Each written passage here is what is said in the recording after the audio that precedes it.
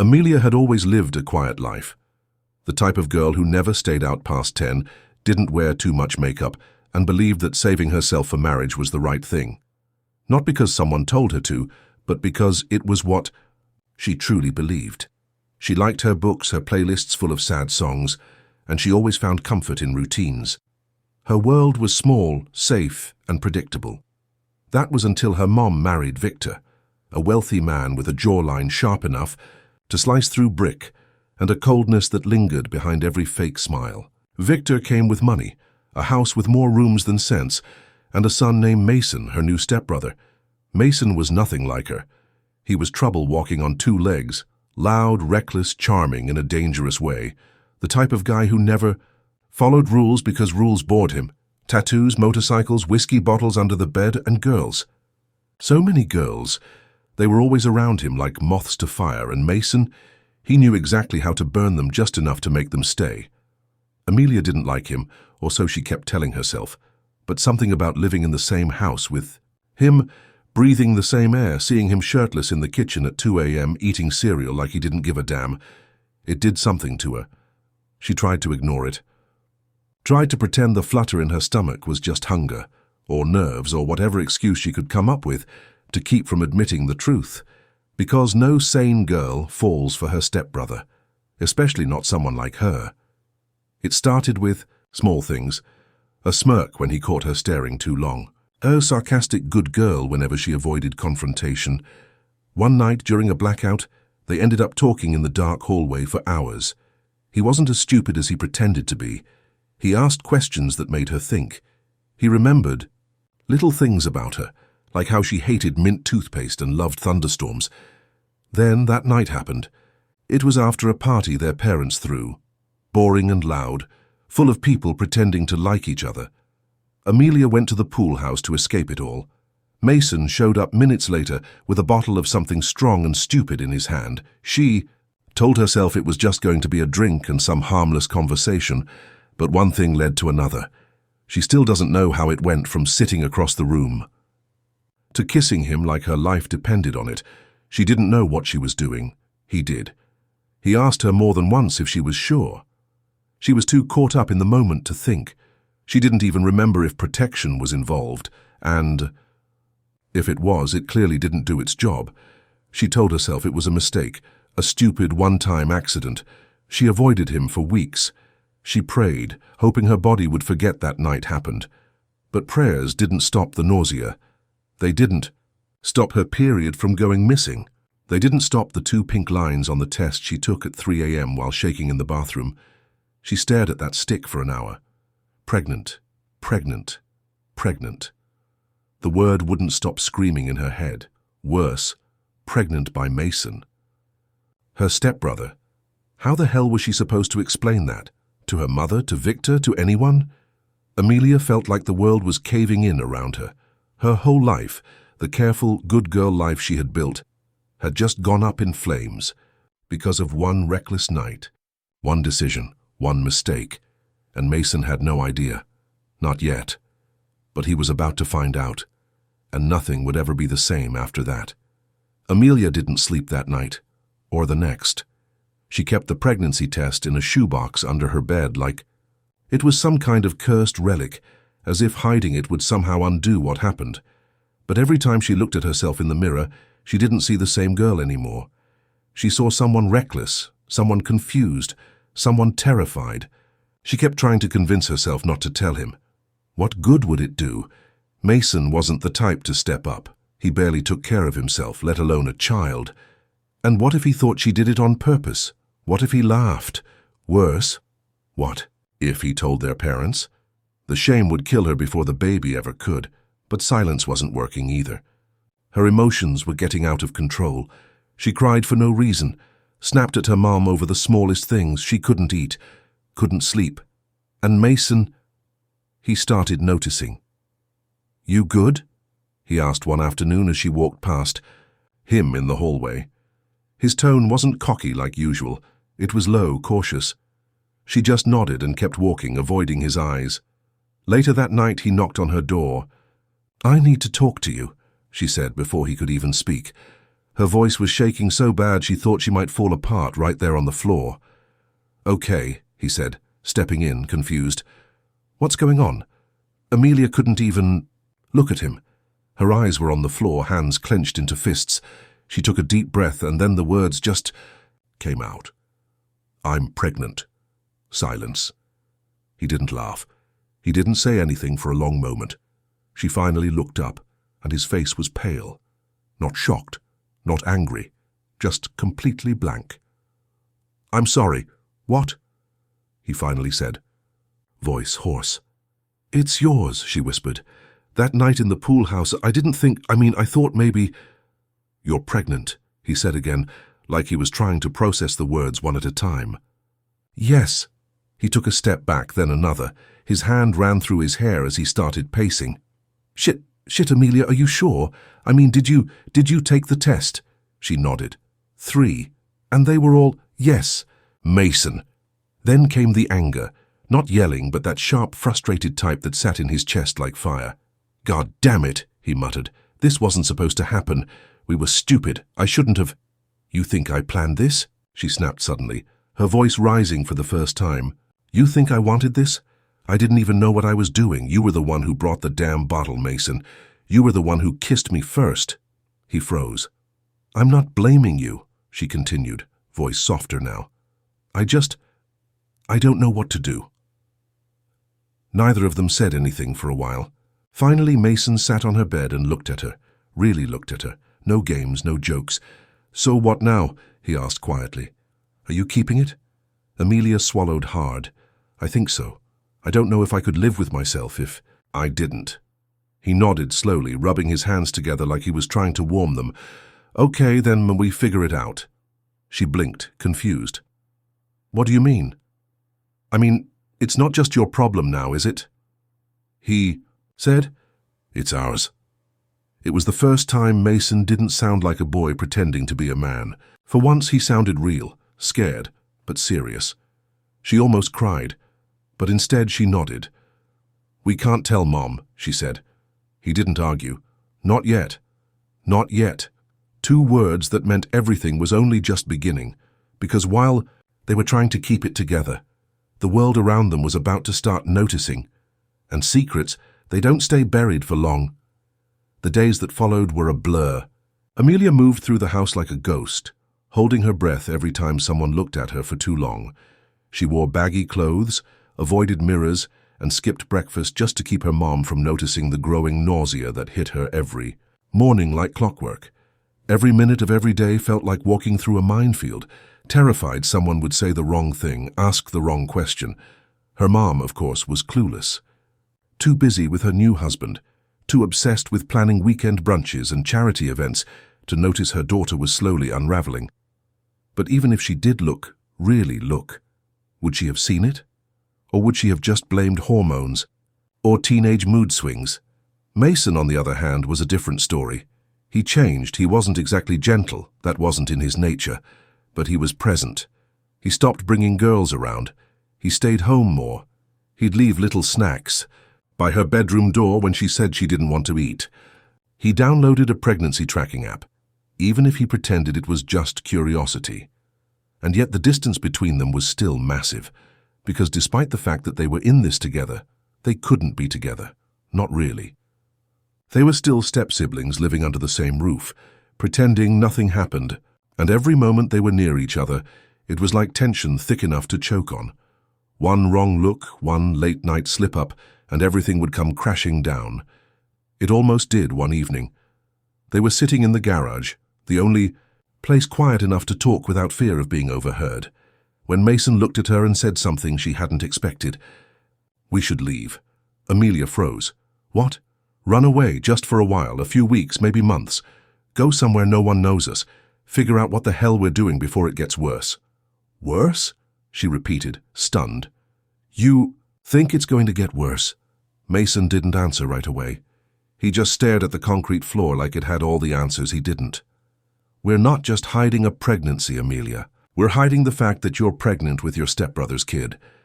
This isn't gonna go down quiet. You think your mom's gonna forgive you? You think Victor won't kick you both out the second he finds out?" We're living in a damn time bomb. Her throat tightened.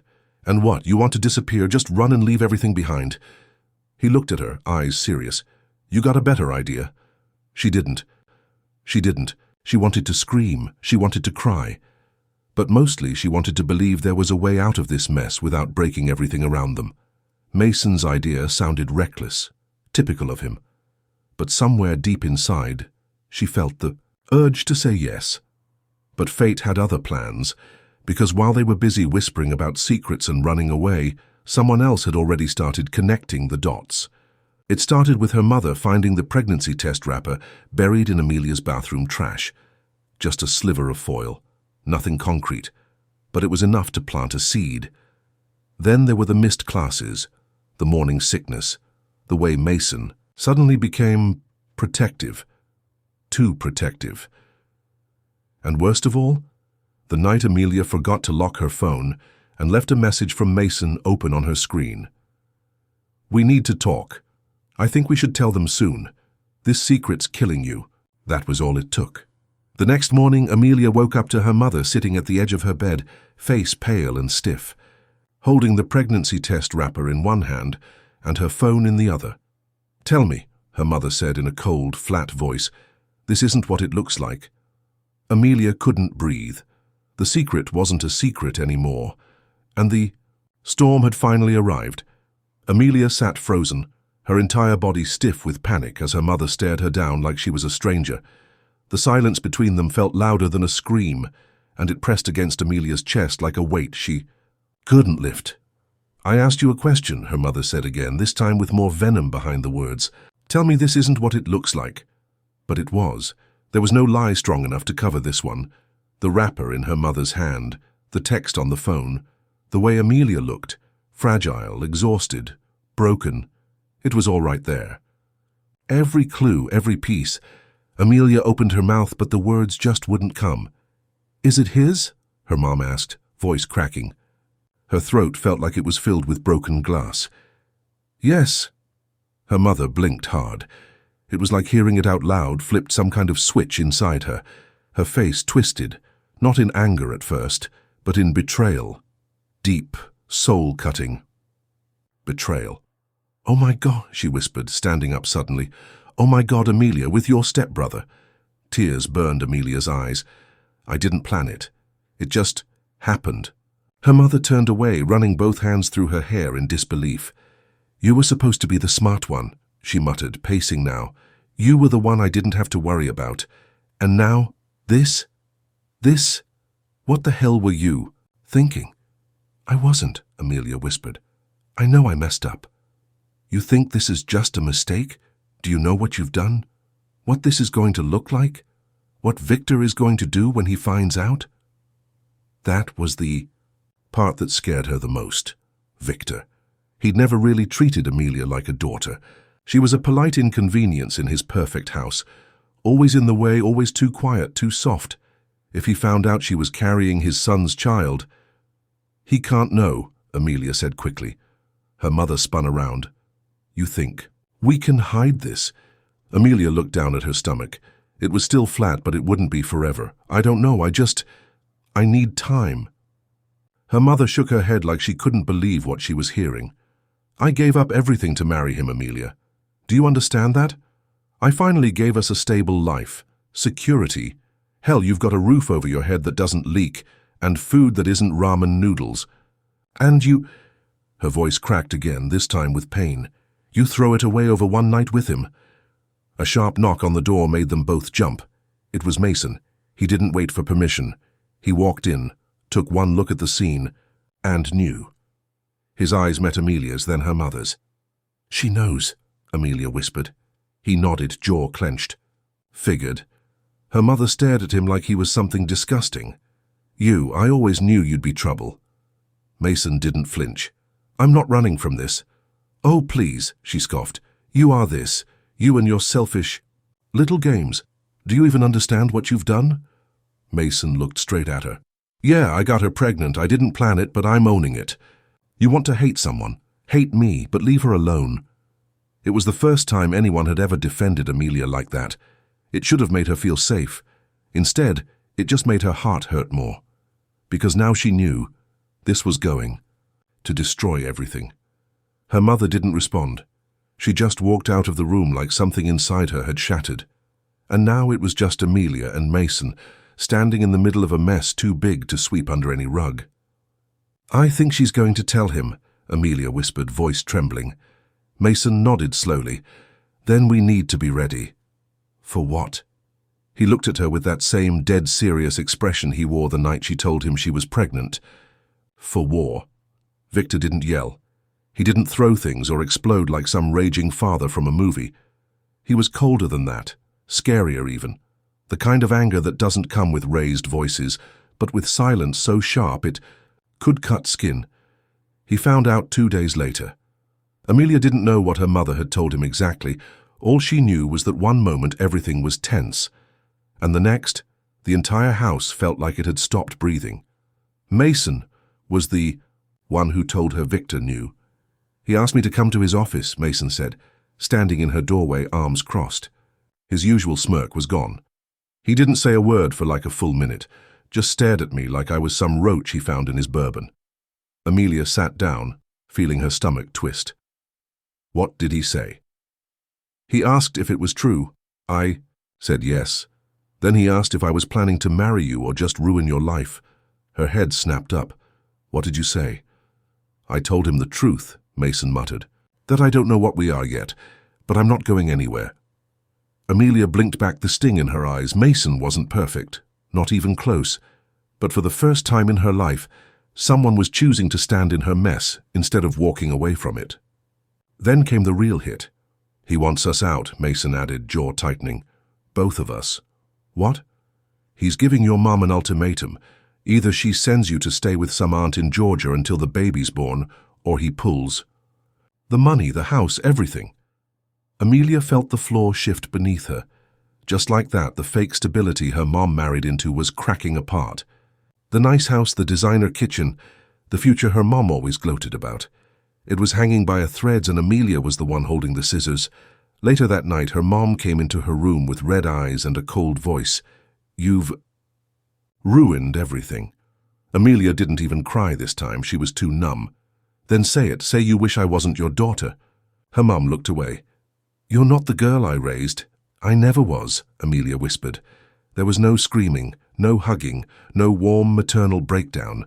Just two broken women sitting in the ruins of a dream.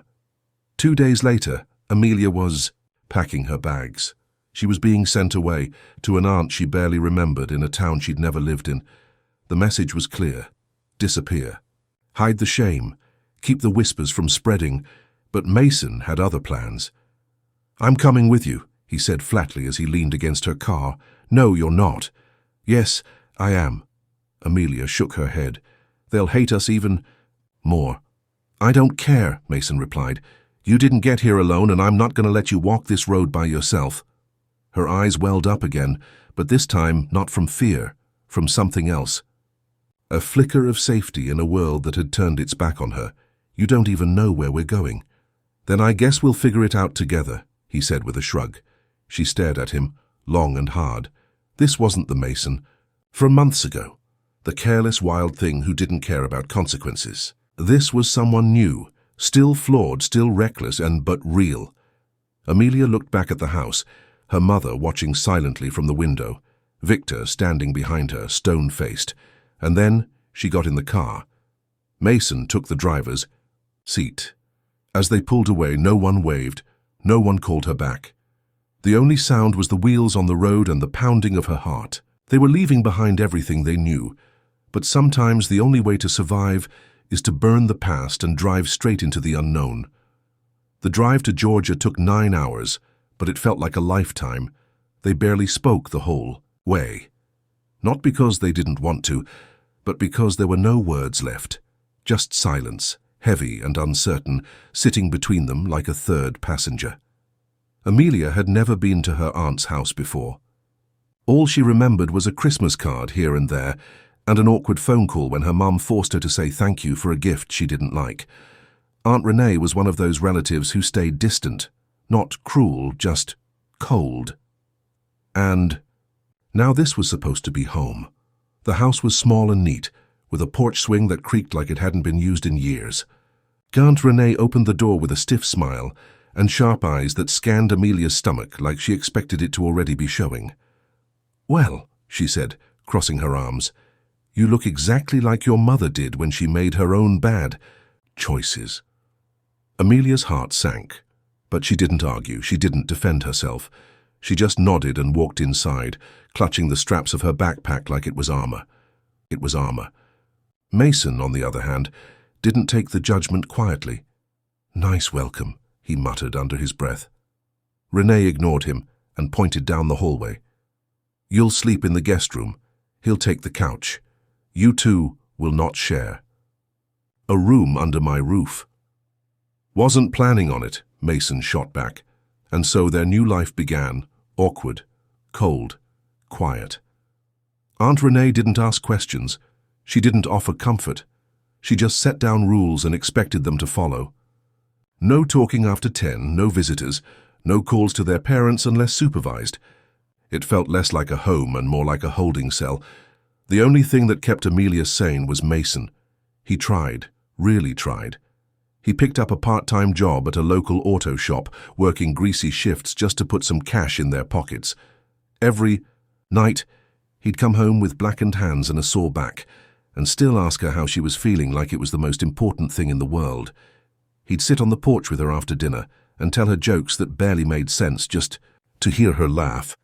He'd buy her weird pregnancy snacks even when they made no sense. Spicy pickles, sour candy, watermelon at midnight. But even with all that, something wasn't right. Amelia could feel it, in her bones, in her blood. One night, she woke up from a dream that left her breathless. It wasn't even a nightmare, just a memory. Her mother standing at the kitchen counter, humming while making coffee. That normal moment suddenly felt like a wound she couldn't close. She missed home, not the house, not the anger, but the version of herself that didn't feel like she was constantly fighting gravity just to keep standing. Mason noticed the shift too. "You've been quiet," he said one evening, sitting beside her on the porch swing. "I'm tired." "You're always tired." She didn't answer. He leaned in a little closer. "You regretting it?" She turned slowly, meeting his eyes. "Which part?" He hesitated. "All of it." She looked away, her voice barely above a whisper. "Sometimes." It wasn't what he wanted to hear, but it was honest. "I don't regret you," she added quickly. I wish we'd had more time to think, to breathe, to be something real before it got complicated." Mason nodded, quiet for a moment. "We still can. Can we? I'm not giving up on you, Amelia. Not now. Not after everything." She wanted to believe him. But belief doesn't come easy when your whole world's been torn apart.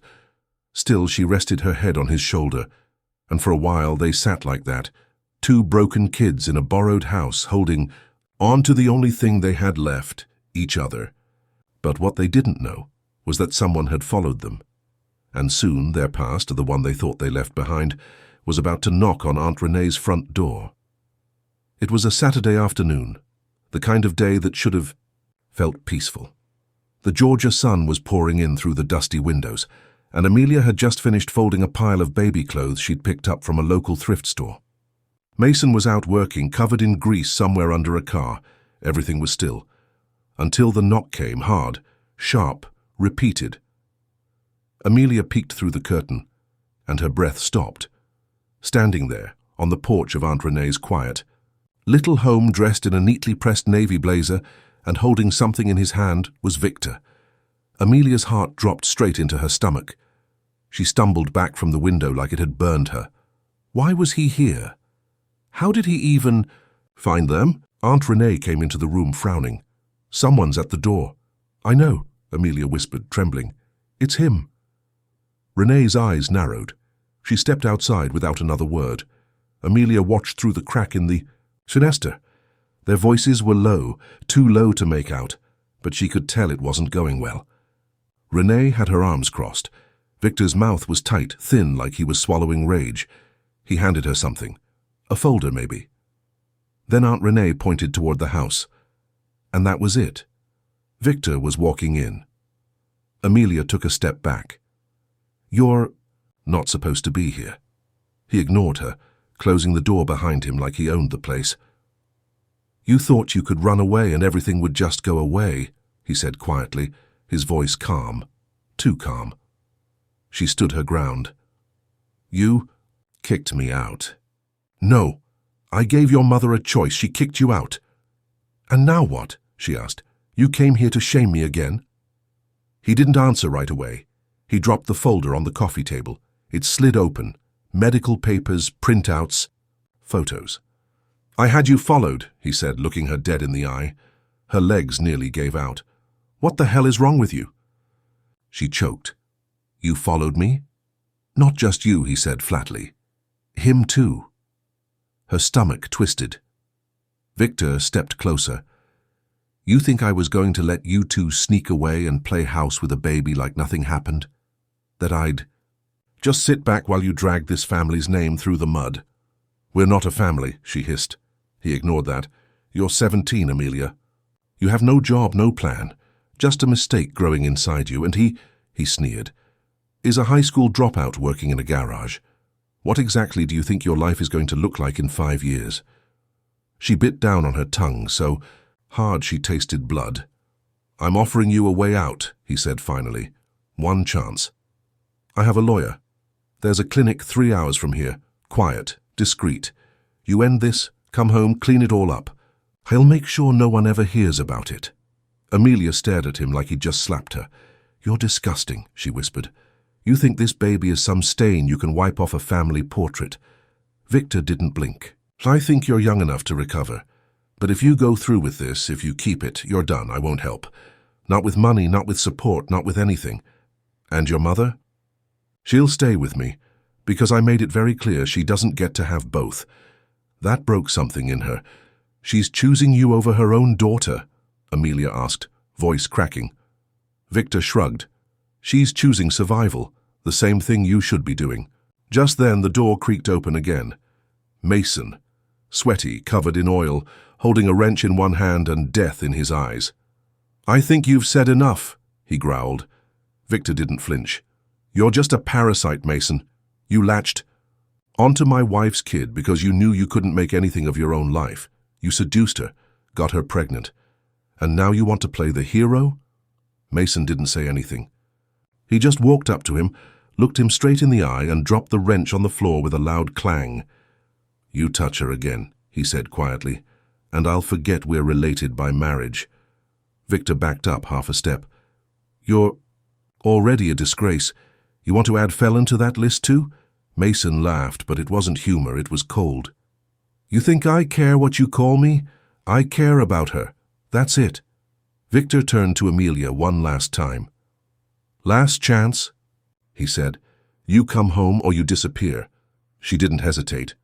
"I already disappeared to you," she whispered, "and you didn't even look." Victor's jaw tightened. Then he turned and walked out.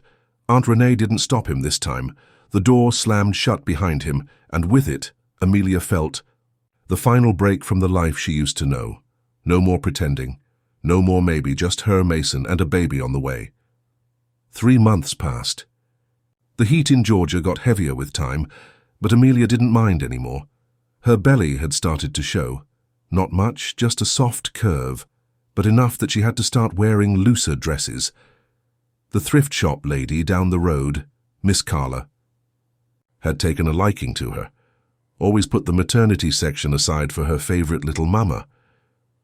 Amelia smiled more now. Not because life was easy, it wasn't. Money was tight, the house was crowded. Aunt Renee still wasn't affectionate, but something had changed. Maybe it was watching Mason rush to doctor appointments with Amelia, or hearing her throw up at 4 a.m. and seeing him hold her hair back without complaining. Maybe it was just time softening the edges. But Renee had stopped with the passive-aggressive comments. She even made tea for Amelia one night without being asked. Didn't say anything, just placed it on the table and walked away like it didn't mean something. Mason worked 2 jobs now, auto shop in the mornings, grocery deliveries in the evenings. He came home sore, grumpy, and covered in sweat, but never once complained. Never once said, "I can't." never looked back. He built a crib with his own hands, watched videos on how to install car seats, argued with Amelia for hours over baby names, but always gave in at the end when she gave him that look. And even when Amelia had her breakdowns, those nights where she'd cry for her mom or stare at the ultrasound picture, wondering if she was enough, Mason didn't run. He just held her. Every single time. One day, while they were folding baby clothes on the porch, she looked at him. Really looked. "You scare me," she said softly. He raised an eyebrow. "That bad, huh?" "No," she smiled. "I mean, how much I love you." Mason froze for a second, then smiled in that lazy, crooked way of his. "Yeah," he said. "It scares me too." They didn't need a perfect love story. They just needed each other through the mistakes. The mistakes. Through the noise. Through the judgment. And the world. It kept spinning. They heard her mom got remarried a few months later, this time to someone with no kids. She didn't call, didn't write. Amelia had stopped expecting her to. That grief had found its place inside her and settled down. It wasn't gone, but it wasn't screaming anymore either. Victor, he tried once more, through a lawyer, to pressure Amelia into signing a confidentiality agreement in exchange for a payout. She laughed and tore it in half. She didn't need hush money, she needed peace, and she was building it. The night her water broke, it was raining. Loud, relentless, southern rain. Mason drove like a madman through puddles and empty roads, cursing every red light and apologizing between contractions. But when she screamed, he held her hand. "When," she cried, he kissed her forehead. When she said, "I can't," he said, "You already are." And then, just like that, their son was born. 7 pounds, 2 ounces. Dark eyes like his father, lips like hers. They named him Elijah. The nurse handed him over, wrapped in a blue blanket, and for the first time in what felt like years, Amelia breathed. Not the shallow, shaky kind of breathing she'd been doing since that night in the pool house, but a deep, soul-filling breath that came from knowing she had survived. They had survived. The world had thrown shame at them, judgment, rejection. But here they were, broken, bent, bruised, but still standing, still loving, still choosing each other. And as Mason held Elijah in his arms, eyes wet with tears, he didn't bother hiding. Amelia whispered something only he could hear. "You didn't ruin my life," she said. "You saved it.